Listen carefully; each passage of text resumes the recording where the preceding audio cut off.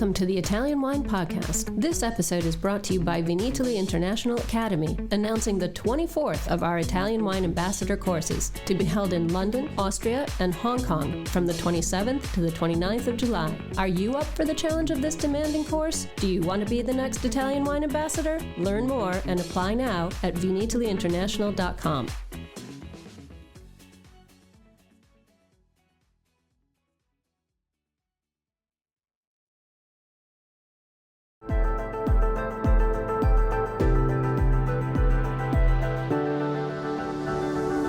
Welcome to the Italian Wine Podcast. I'm Cynthia Chaplin, and this is Voices. Every Wednesday, I will be sharing conversations with international wine industry professionals, discussing issues in diversity, equity, and inclusion through their personal experiences working in the field of wine. If you enjoy the show, please subscribe and rate our show wherever you get your pods.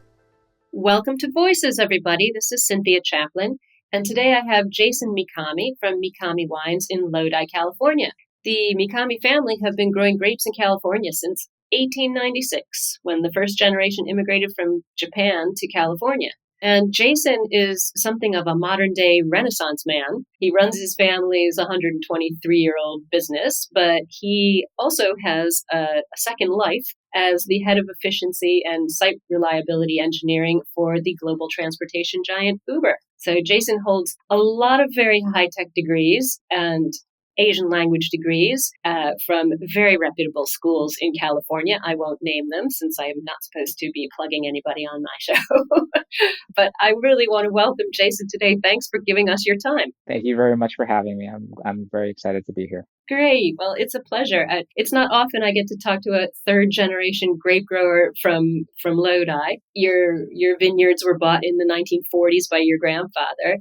And later on, your dad added to that in the 60s. How big is the estate now? What grapes are you growing there? Yeah, so our vineyard, the one that my father purchased, is only about 15 acres.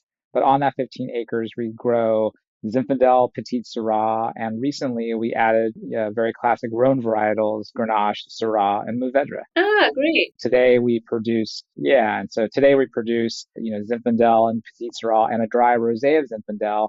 And the recently planted Rhone varietals will allow us to release a very, lighter style rosé of the Rhone varieties, and also allow us to produce a red blend that we're planning on releasing next year in 2023. Well, that's exciting for me because rosé is one of my areas of really deep interest. So we'll come back to that because I want to hear about this Rhone blend coming up. The vineyards that you've got now aren't the original ones, as you said. Your dad has purchased some of them, but I understand that the ones that were originally your grandfather's were lost because your family was forced into an internship camp in Arkansas after the bombing at Pearl Harbor. We know, in general about the prejudice and discrimination practiced against people of Japanese descent during and after World War II. But, it's certainly outside of my experience. And I'd love to hear from you, how that, horrendous experience changed your family's destiny. Yeah, so I think, just to provide a little bit of context. So, in 1942, after war was declared between the U.S. and Japan for effectively, for lack of a better term, racist reasons, persons of Japanese descent were all forcibly relocated from Western states to designated what they called at the time internment camps, which were effectively prisons holding both persons of Japanese descent, meaning immigrants, as well as even full-blown Americans. Those Japanese Americans who were actually born and raised in the States were all forcibly relocated to these 10 internment camps. And in the case of my father, my father and grandfather, they were forcibly relocated from Lodi, California, all the way to Arkansas, Roller, Arkansas, which you can imagine is a huge, huge distance apart. And you're moving to effectively a barren wasteland in Arkansas.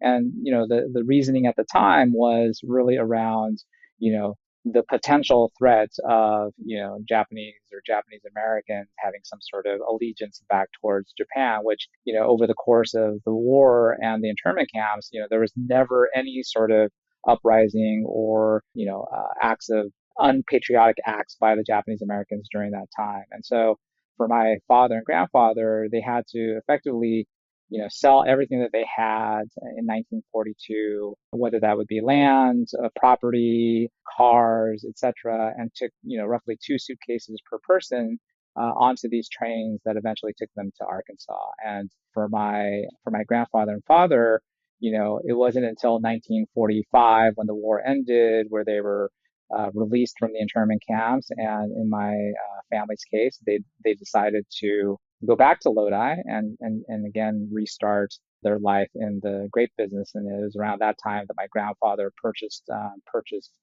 about 30 acres or so in Lodi. And then subsequent to that, my father bought the 15 acres we mentioned earlier in 1963. And that's the property that I actually was born and raised on. Wow, I can't get to grips with that in my mind, that your family who'd been in the States for 50 years was sort of forced to sell up everything they had achieved and be shoved off to Arkansas, which would have been hell of a culture shock. From Lodi to Arkansas, I can't even begin to imagine, and to lose their freedom as well. Your grandfather must have had quite the indomitable spirit to take the family back to Lodi after 3 years of being effectively in prison in his own country. Yeah, it was, it speaks to a lot of the Japanese American history, I think. So it's weird now through all this time, one of the things that actually unites and brings the Japanese American community together is this historical event that affected them all. And they call it camp, basically. Like everybody knows about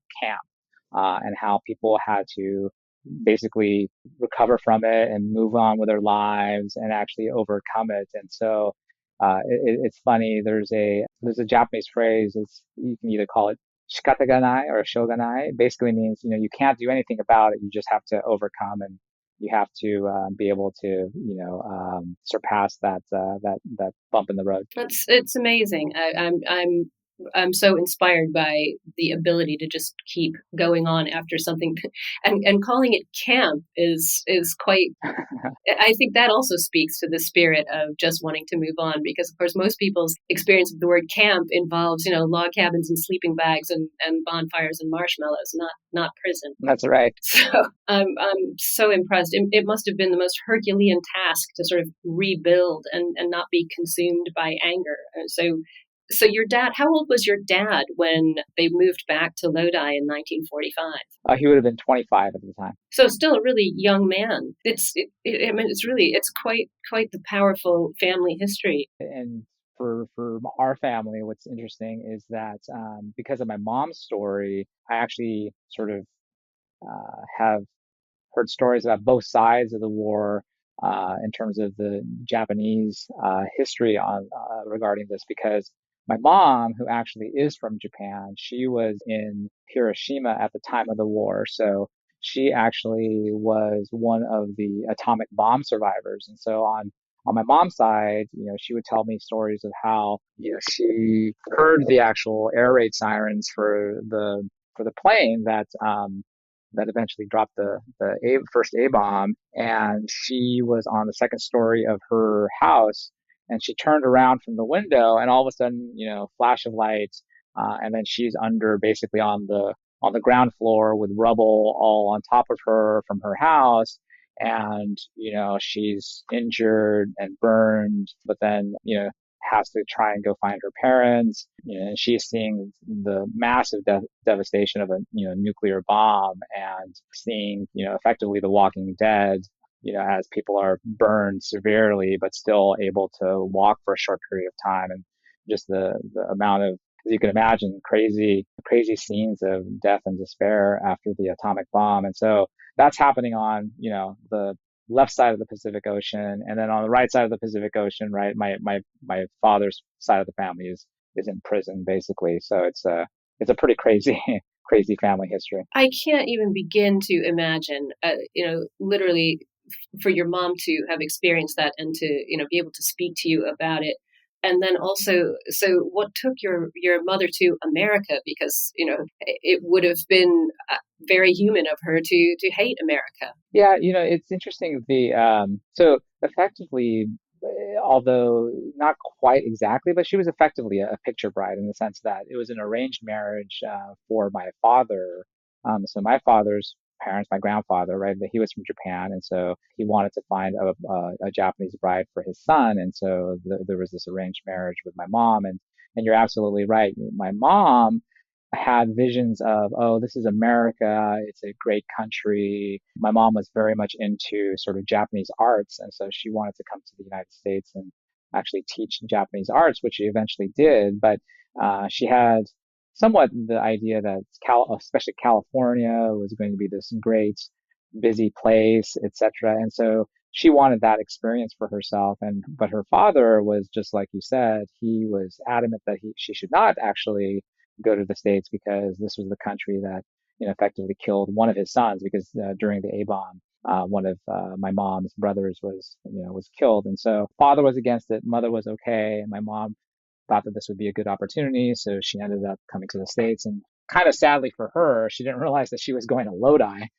which, at the time was maybe a city of 10,000 people or something like that, where Hiroshima was much more of a busier city at the time, post World War II. And so she had quite the culture shock moving to the country and moving to Lodi. But yeah, that was the reasoning for her to come over here, was her desire to want to experience the United States and California and to teach Japanese arts. That's incredible story. And so she moved from the devastation of her hometown and finds herself in the middle of a vineyard in Lodi, not exactly a thriving metropolis at the time. It's incredible that she hung on in there and raised a family. And your father, I know, pretty much single-handedly was managing all the aspects of the vineyard in those days, field management and pruning and irrigation. What was it like for you growing up in the vineyards with your parents and their, very profoundly,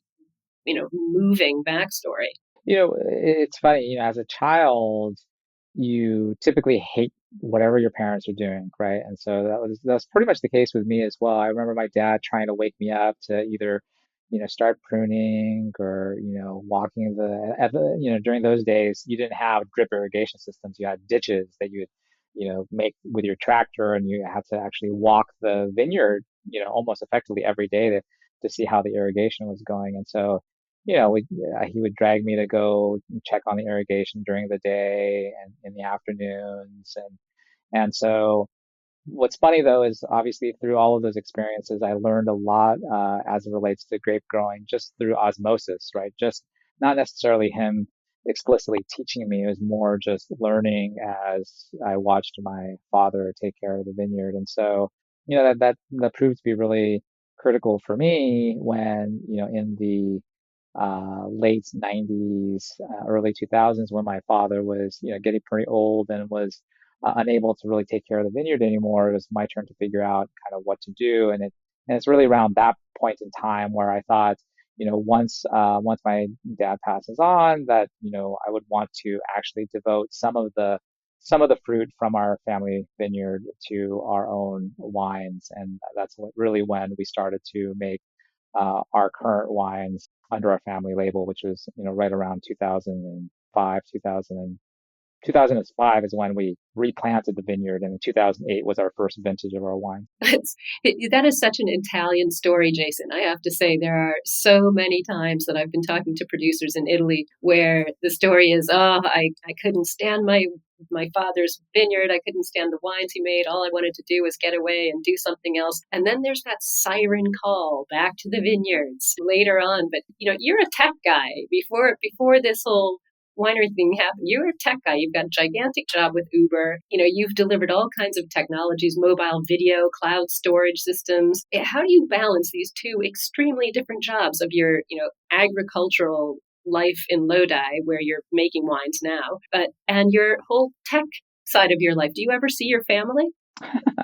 Well, luckily it's really complementary in some ways, in the sense that, the tech side of it is really around, especially for me in terms of because I'm in management, a lot of meetings, a lot of working with people, being in an office, or nowadays obviously being on Zoom all the time, and thinking about, these larger technical problems. But then, going back to the vineyard, you're really able to enjoy and really be in touch with nature, it's almost relaxing and providing a time for relaxation, if you will, right? Where just being able to do things like, thinning the grapes or shoot thinning the vines, right, is really therapeutic in a lot of ways. And so for me, it's a good complement to the busy time during the week.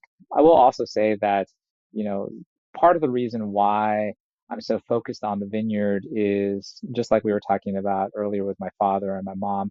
It really is about family for me, and it really is about honoring what my grandfather and father and mom had to deal with and had to persevere through to keep the vineyard. And so, for me, there was never a thought to, sell or to transfer the vineyard to anybody because it really is for me an opportunity to honor my family. So that's why we're continuing to do this right now. That's so inspiring. I mean, it sounds like you've got sort of the life balance worked out, but it must be a lot going on in your life between managing the vineyard and managing your other job. So it's nice that your family sees it that way, as honoring your family and having the business within the family. I think that's something that's invaluable, and not a lot of people get to experience that. So it's very nice to hear somebody who really appreciates what they have and loves it. You can hear it in your story that you really love it. And it was you who decided to make wine instead of just growing premium grapes. You decided to start producing fine wines. What sort of prompted that decision?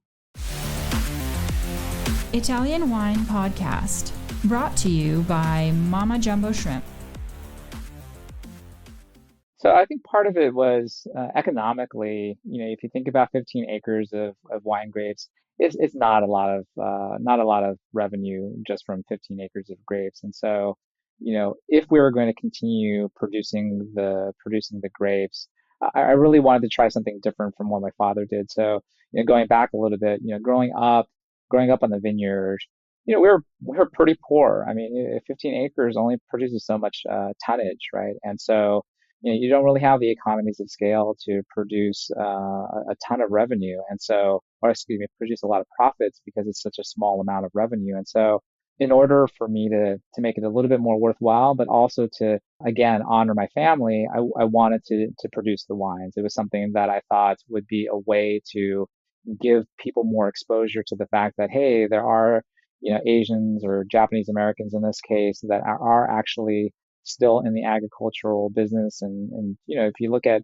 the total number of wineries out there that are owned by Asians today, it's a very, very small percentage. And if I look back on the history of our vineyard, actually my time in Lodi, the there used to be in the 60s, 50s, 60s, 70s even, there were still a lot of Japanese American families farming in Lodi. But if you look today, just like, we were talking about me being involved in tech, my generation moved on from Lodi and, we're off in, San Francisco or wherever, but there's not a lot of Japanese Americans still farming back in Lodi. And so I thought, in terms of the wine side of the house, it's definitely more of a moneymaker if I can do it successfully, and two, it expands our exposure of the Japanese American story to a wider audience than just selling grapes. So those are the two main reasons. That's so interesting. I mean, we know that sort of sadly there still exists this sort of bias related to race and age and gender and other characteristics when it comes to who looks, quote unquote, like a wine producer. And do you continue to see this sort of behavior now? What do you think the industry could do to promote eliminating those barriers and encouraging more Japanese American or Asian Americans into the wine sector? Yeah, in a strange way, even though I'm focused on the Asian portion, I think what the wine industry could actually do today is really focus on, in general, the migrant worker situation and to expand opportunities, whether that's through some sort of merit-based thing or through explicit grants. But when I am on the vineyard and we are working closely with the crew that is doing the hard labor of either picking the grapes or doing some of the pruning, etc., right?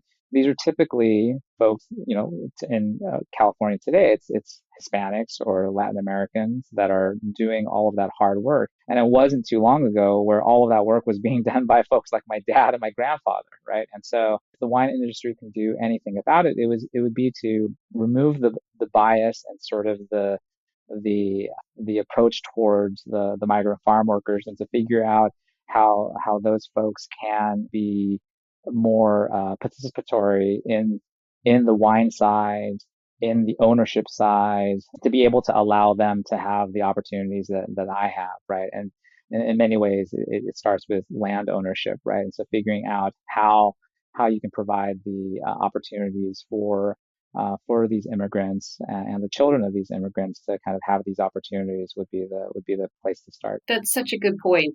Yeah, helping migrant workers to really become stakeholders in the industry, that would go quite a long way to changing the way that people are viewed in the sector. I think that's a really, really good point. I want to get back to what wines you're making now that you took the vineyard from premium grape growing and you started up wines. And I know you sort of made that decision around 2004 or 5. What's happened in the past 15 years? What wines are you making? What grapes are you growing? Yeah, so we're really excited because first, we started with Zinfandel, and primarily because the climate in Lodi is really well suited for Zinfandel. B, Lodi itself was recognized as one of the premier producing areas for fine Zinfandel. And so we wanted to ride the coattails of those two things to start with a Zinfandel. And that's what we first released in 2008. And, I have to say we're very fortunate to have won a number of, significant awards from, say the San Francisco Chronicle. We recently won a best of class for our Zinfandel, as well as getting, 90-point scores from magazines like Wine Enthusiast and Sunset Magazine. But awards aren't the end all be all. And so I think what we're really excited about with our Zinfandel is that it's really a excellent expression of Zinfandel. It's not a high alcohol jammy style Zinfandel. Rather, it's a more balanced, elegant style Zin that's still getting great accolades from folks. And so we're really excited about that. And our second wine then was a Petit Syrah, which, as you know, is very much a lieutenant to a Zinfandel. And so the natural next step was for us to produce a Petit Syrah. And again, there we've been very fortunate to have won a number of accolades. Even just this past month, we received another best of class from the San Francisco Chronicle. So that was exciting for us. And then now, and I forgot, we have a dry rosé of Zinfandel, which we talked about earlier, which is a very different style rosé. It's deeper in color and it's actually more full bodied. My wife and I are very much red wine lovers, and we're staying focused on red wines. And the farthest we'll go close to a white wine is with a rosé. And so even with our rosé, it's a more full bodied style rosé. And so that's been a great add-on to our portfolio. And then finally, we have the Rhone blends and the Rhone rosé that we'll start releasing this year with the rosé, and next year with the red blend 2023. And for the Rhone rosé, that's going to be a much lighter style rosé, lighter in color, still very crisp, but again a very good complement to the existing rosé that we have. And so that's going to release here in the next few months, and we're excited about adding these wines to our existing portfolio. That's a really exciting portfolio. I am also a big fan of more intense rosés, and I'm sure you know that Zinfandel in Italy translates into Primitivo in Puglia. And yeah, I've been drinking a lot of Primitivo rosés recently that have that intensity. I like to call them, it's a red wine in a pink dress. It has that body and can carry a lot of other food with it than, a Provençal style rosé might not be able to hold up to. That's right. I love that you're doing that there. That's incredible. I just want to ask you, so, just going back to this idea of your family and honoring everything that your family, from you all the way back to your grandfather, have achieved there. I know you're a dad. What are you hoping will come next in the Mikami family story? Yeah, it's interesting that you mentioned that. My daughter, Kate, she's 14. She's a great daughter. And honestly, I don't want to put any expectations on her. I think I do have her work in the vineyard. She's helped out with harvests for a number of years. She helps me shoot thin and prune out in the vineyard as well. But it's really up to her. I just want her to be able to experience being in the country. I think what's most fortunate about my life experience is having grown up in the country like Lodi, where, again, I grew up on a vineyard in the country. And now I live in the Bay Area, San Francisco Bay Area.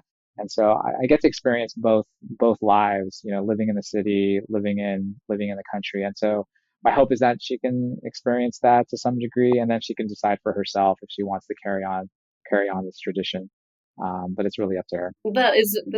That's a very nice fatherly philosophy, and she's a very lucky girl to be able to see her dad, manage so many different aspects of his life and be happy and be successful. And she must have been, a baby when you went over, or not even born probably, when you went over from growing grapes to making wine. So wine must have been in her entire life. So that's a gift in itself, from a dad to a daughter. It's true. Yeah. That's lucky Kate. I'm envious.